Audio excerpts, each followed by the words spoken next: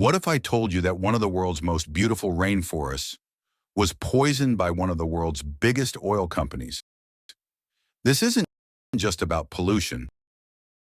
It's about corporate cover-ups, billion-dollar lawsuits, and the fight for survival of entire communities.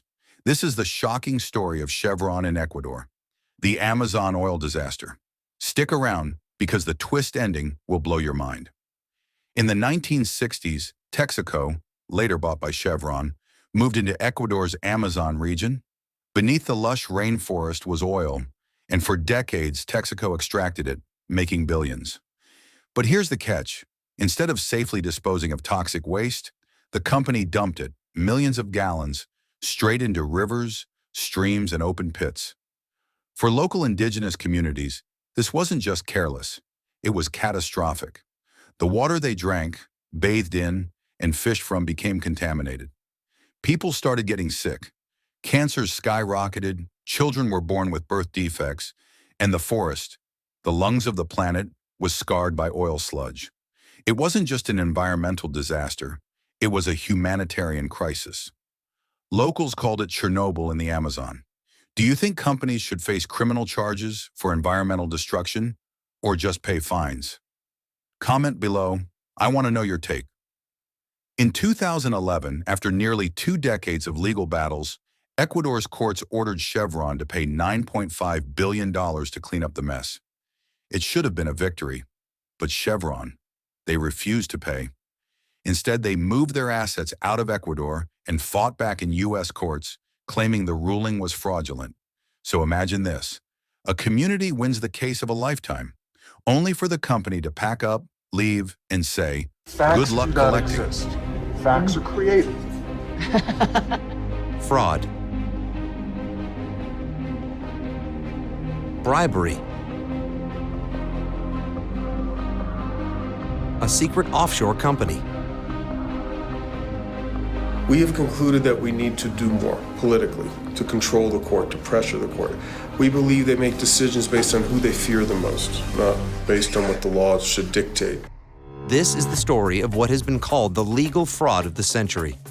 In 1964, Texaco Petroleum began drilling for oil in Ecuador and later partnered with the state-owned company, Petroecuador. Almost 30 years later, Texaco ceased its production there, leaving Petroecuador as the sole oil producer. Texaco spent $40 million cleaning up its agreed-upon share of production sites, getting a complete release from the Ecuadorian government and local communities. Some years go by. In the U.S., Texaco gets acquired by Chevron, and in Ecuador, a lawsuit is filed, not against Petroecuador, the company responsible for the remaining cleanup, but against Chevron. This is Stephen Donziger, an American lawyer who in 2003 claimed Chevron was responsible for contamination in Ecuador, even though he had no scientific evidence to prove it but millions to gain if he could sell his story. And sell it he did. This is marketing. You have to get people to attend, and once they're there, you got to put on a good show. In 2011, an Ecuadorian court issued a judgment against Chevron for $19 billion. Donziger was ready to collect his payday. He even set up a secret offshore company to make sure he got paid first. But that's when the fraud starts to unravel. As evidence of misconduct began to surface in 2011, The fight became global. Indigenous groups brought their struggle to international courts, celebrities raised awareness, and activists rallied around the world. But Chevron had deep pockets and powerful lawyers. To this day, the people of the Amazon are still fighting for justice while the rainforest continues to suffer.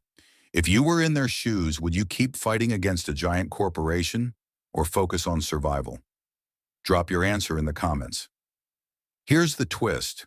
While Chevron fought Ecuador's ruling, the company actually launched counter lawsuits against lawyers and activists who helped indigenous groups. One American lawyer who fought for Ecuador, Stephen Donziger, ended up on house arrest for years, accused of fraud and contempt. Many believe it was a case of the company turning the tables on its critics.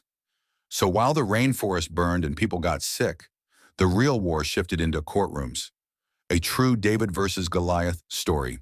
Years ago, Steve Donziger and a team of Ecuadorian lawyers won the largest human rights court judgment in history in a $9.5 billion verdict against the Chevron Corporation on behalf of indigenous and farmer plaintiffs in that country. Chevron now claims that the Ecuador verdict was achieved fraudulently and produced a witness who told a U.S. court that he knew about a bribe. So the judge ruled in Chevron's favor, halting collection of the pollution fine in the U.S. from Chevron and actually placing Donziger on house arrest. Donziger faces a September 9th bench trial for contempt of court. Here to explain his side of the story against the oil giant is lawyer Steve Donziger himself. It's good to see you, Steve. Thanks for joining us. Yeah, thanks for having me. So, Steve, tell us about this case, the original judgment that you had in Ecuador, how Chevron appears to be, in your view, is retaliating against you, and how you somehow ended up under house arrest after winning this large judgment against Chevron Corporation. Yeah, thank you. So I think the best way to understand this case, it's not that complicated. Chevron has tried to make it complicated so people don't understand it. But you can look at it in two basic parts. One is there was a case filed in Ecuador on behalf of indigenous groups and farmer communities against Chevron after Chevron, operating as Texaco, had dumped billions of gallons of toxic waste onto indigenous ancestral lands, leading to a massive outbreak of cancer and the abandonment of about 1,000 open-air toxic waste pits that were gouged out of the jungle that have completely poisoned. Amazon is the planet's heart, and this disaster shows what happens when profit wins over people.